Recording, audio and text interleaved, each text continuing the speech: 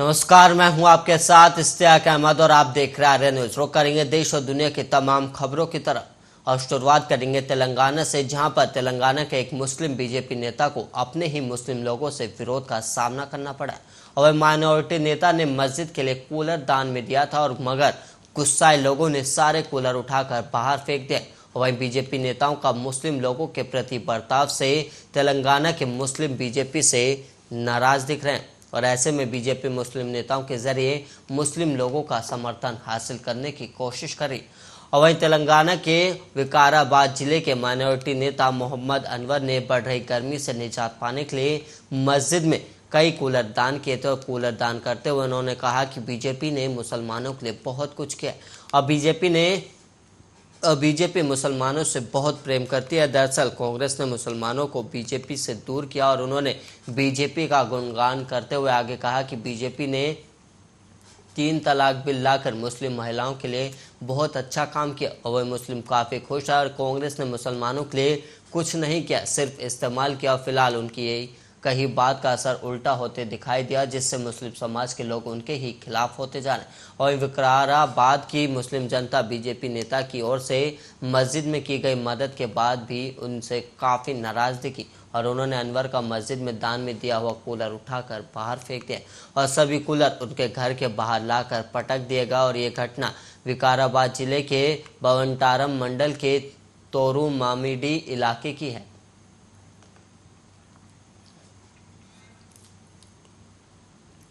वहीं श्रीनगर स्थित national institute of technology में शनिवार को 24 छात्र कोरोना पॉजिटिव पाए गए और ये पिछले 2 महीनों में कश्मीर घाटी में कोरोना के मामलों की सबसे बड़ी संख्या है। और ब्लॉक मेडिकल ऑफिसर हजरत बल ने इसकी जानकारी दी और विभाग के प्रमुख सामाजिक और निवारक चिकित्सा जीएमएससी श्रीनगर को लिखे पत्र में ब्लॉक चिकित्सा अधिकारी हजरत बल ने बताया कि 47 छात्रों का टेस्ट किया गया था, जिनमें से 24 छात्रों की रिपोर्ट पॉजिटिव आई और अनुरोध किया जाता है कि कृपया एमसीजेडी की आवश्यक घोषणा के लिए संबंधित अधिकारियों के साथ मामला उठाएं। और मंत्रालय के मुताबिक लगाए गए टीकों से संबंधित अंतिम रिपोर्ट के संकलन के साथ दैनिक टीकाकरण की संख्या में वृद्धि होने की उम्मीद है। और वहीं कोरोना के खिलाफ लड़ाई में कल रविवार से एक और अहम कदम उठाया जाएगा। और वहीं आपको बता दें कि कल यानी कि 10 अप्रैल से प्राइवेट वैक्सीनेशन सेंटर पर करीब 18 से 59 वर्ष की उम्र के पात्र लोगों को कोविड की बूस्टर डोज दी जाएगी। और ऐसे में सभी लोग जो 18 साल की उम्र पूरी कर चुके हैं और उन्हें दूसरी डोज लिए हुए 9 महीने पूरे हो चुके हैं, वो बूस्टर डोज भी लगवा सकते हैं।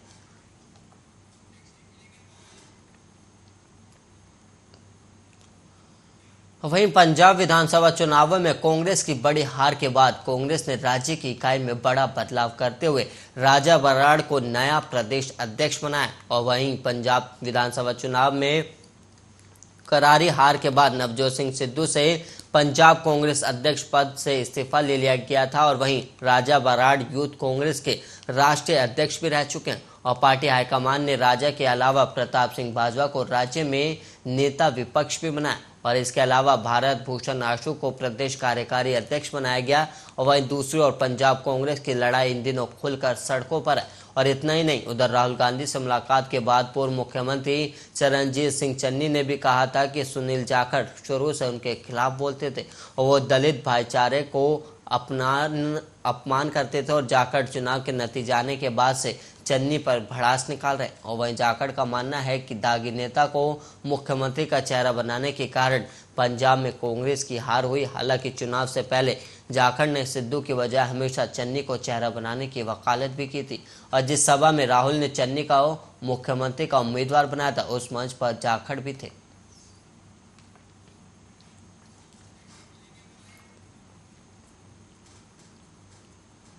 आज यानी 10 अप्रैल से प्राइवेट वैक्सीनेशन सेंटर्स में 18 साल से ज्यादा उम्र के सभी लोगों को कोविड-19 टीके की प्रिकॉशन डोज दी जाएगी। और शुक्रवार को केंद्रीय स्वास्थ्य मंत्रालय ने इसका ऐलान भी किया था। मंत्रालय ने कहा था कि 18 साल से अधिक उम्र के ऐसे सभी लोग जिन्हें टीके की दूसरी खुराक लगवाए 9 महीने हो गए, वो प्रिकॉशन डोज के योग्य होंगे। और केंद्रीय स्वास्थ्य मंत्रालय ने यह भी कहा कि करीब 2.4 crore precaution dose health care workers, frontline workers और 60 साल से ज़्यादा उम्र के लोगों को लग चुकी है।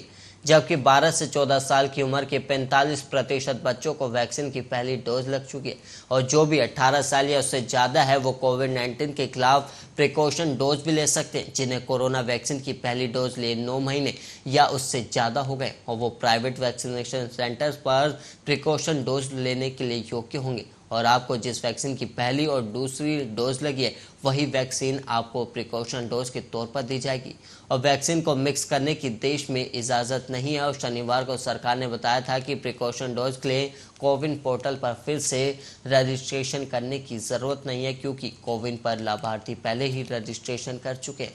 और सीरम इंस्टीट्यूट ऑफ इंडिया और भारत बायोटेक ने अपनी कोरोना वैक्सीन की प्रिकॉशन डोज की कीमतों में कमी भी की थी और सरकार से बातचीत के बाद प्राइवेट अस्पतालों में कोविड-19 वैक्सीन 225 रुपये की ही मिलेगी।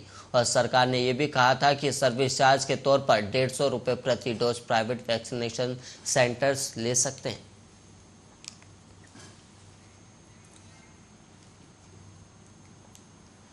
वहीं दिल्ली पुलिस की अपराध शाखा की एजीएस यूनिट ने बिहार में पुलिसकर्मी की हत्या के मामले में 26 साल से वंचित चल रहे नक्सली नेता को गिरफ्तार किया और वहीं आरोपी का नाम किशुन पंडित है, जो आईपीएफ माले संगठन का नेता बताया जाता है। और सबसे अहम बात यह है कि किशुन पंडित ने साजिश कर तहत रिकॉर्ड में खुद को मृत भी घोषित कर दिया था और यहां तक कि उसके परिजनों ने एक शव की पहचान किशुन पंडित के तौर पर करते हुए उसका अंतिम संस्कार भी कर दिया था और वो पहचान बदल कर फरीदाबाद में रह रहा था और वो सुलेंद्र पंडित के नाम से रह रहा था। और वहीं किशुन पंडित पर आरोप है कि उसने 1994 में पटना के पुनपुन थाना इलाके से साधु पासवान का अपहरण किया था और पुलिस के अनुसार दिल्ली पुलिस की क्राइम ब्रांच ने सूचना के आधार पर किशुन पंडित को दिल्ली और फरीदाबाद के बॉर्डर से सटे पुल प्रहलादपुर से गिरफ्तार किया और वहीं डीसीपी रोहित मीणा की देखरेख में एसीपी अभिनंदन जैन के सुपरविजन में टीम ने किशुन पंडित को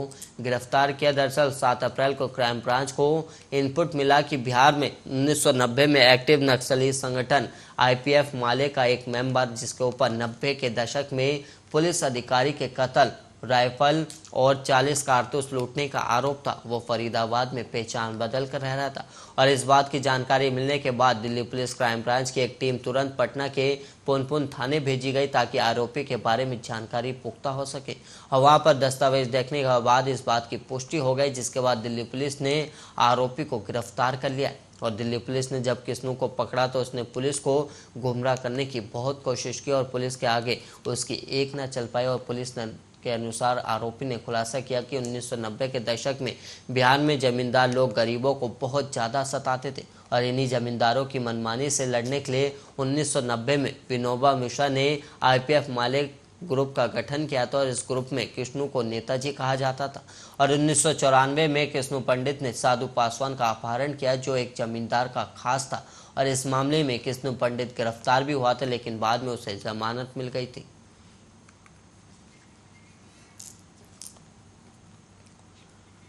और वहीं पुलिस ने सुरक्षा बलों के साथ बडगाम में प्रतिबंधित आतंकी संगठन लश्कर-ए-तैयबा के 2 आतंकवादी सहयोगियों को गिरफ्तार किया और इनके पास से आपत्तिजनक सामग्री, हथियार और गोला बारूद भी बरामद किया गया है। और वहीं बडगाम में सेना और सीआरपीएफ के साथ पुलिस ने आतंकवादियों की मौजूदगी के बारे में विशेष इनपुट मिलने के बाद बडगाम के पीरवाह के रतसन गांव में सेब के बागों में एक अभियान शुरू किया था और तलाशी के दौरान प्रतिबंधित आतंकी संगठन लश्कर-ए-तैयबा के 2 आतंकवादी साथियों को एक बाग से गिरफ्तार किया गया और गिरफ्तार किए गए लोगों की पहचान वाजिद यूसुफ अखून और मोहम्मद अशरफ शेख के रूप में हुई है और ये दोनों बडगाम के रहने वाले हैं और उनके कब्जे से प्रतिबंधित आतंकी संगठन लश्कर-ए-तैयबा की आपत्तिजनक सामग्री और एक चीनी pistol, 2 pistol magazine, 12 pistol round सहित हथियार और गोला बारूद बरामद किया गया। और जम्मू कश्मीर के पुलिस महानिदेशक दिलबाग सिंह ने शुक्रवार को इस बात पर जोर दिया कि सुरक्षा अधिकारी शांति में खलल डालने वाले तत्वों से निपटने के दौरान जन सुरक्षा सुनिश्चित करें। और सिंह ने पुलवामा और शोपियां जिलों का दौरा भी किया था और उन्होंने सुरक्षा बलों के बीच विभिन्न स्तरों पर संचार बढ़ाने पर भी जोर दिया ताकि उनके संबंध क्षेत्रों में सुरक्षा ढांचा को मजबूत किया जा सके।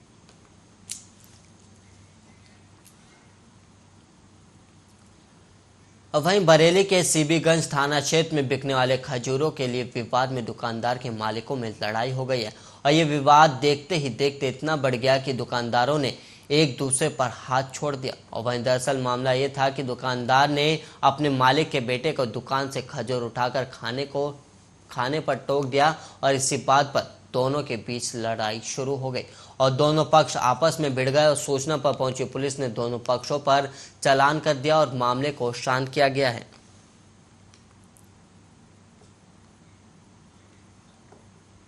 एक बार क्या हुआ था बताओ। ये हुआ था, खजूर की पेटी रखी थी। हाँ। उसमें इन्होंने हाथ डाला, मतलब निकाल के खाने लगे।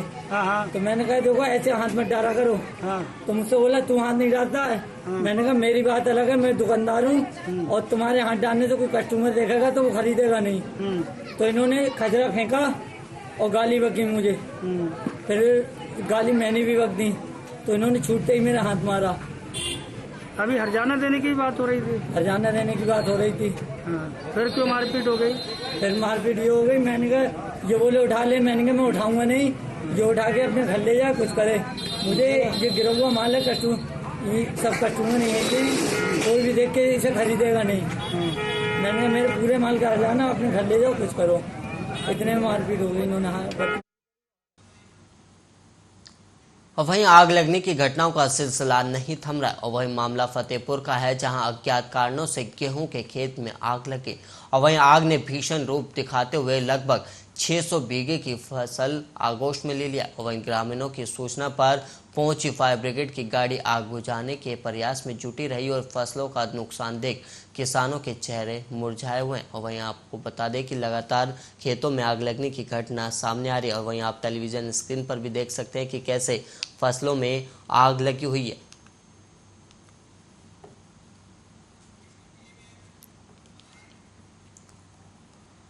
और वहीं बांदा के गांव मवई बुजुर्ग में अचानक एक घर में आग लग गई और आग लगने से मकान मालिक का लाखों के नुकसान होने के साथ साथ भैंस की भी जलकर मौत हो गई है। और वहीं मौके पर पहुंची पुलिस और फायर ब्रिगेड की मदद से आग पर जैसे तैसे काबू पाया गया, लेकिन इस आग में एक युवक और महिला झुलस गए जिन्हें फौरन अस्पताल में भर्ती करवाया गया है। ये मवई बुजुर्ग है और यहाँ बल्लू पुत्र विश्वनाथ के जो है मकान में आज दोपहर में लगभग 3 बजे आग लग गई है अज्ञात कारणों से जो है, जिसमें उसकी एक भैंस झुलस के मर गई है और भैंस को बचाने में जो है बल्लू और उसकी पत्नी जो है आंशिक रूप से झुलस गए हैं, जिनका इलाज चल रहा है। तो ये मवई बुजुर्ग है और